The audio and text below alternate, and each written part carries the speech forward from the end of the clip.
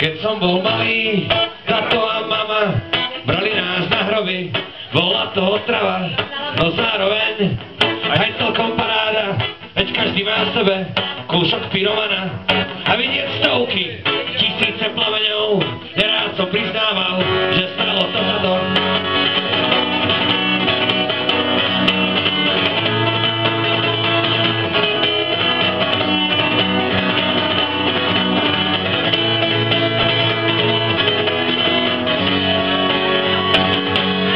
Väčšinou pršalo a mne sa nechcelo, chcel som byť doma a sedieť pred telkou, lenivý bojovať so sviečkou vo vetre, nechcelo sa mi stáť v tom daždi pri hrobe a predsa všetky tie nádherné pohľady, všetky tie chvíle mi v hlave ostali.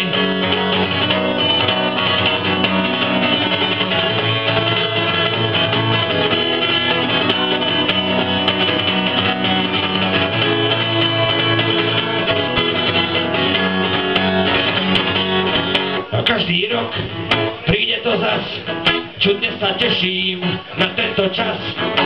Vlny vetra, jesenný chlad a hnusný dážď a skorá tma miešajú sami spomienky v hlave, na hrbu starých pribudnú nové.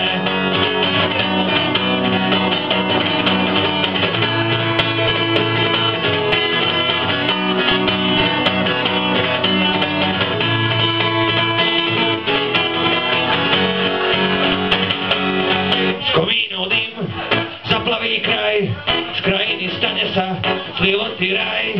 Z oblohy ťažká, šedivá deka, večer je rýchlejší, ako bol včera.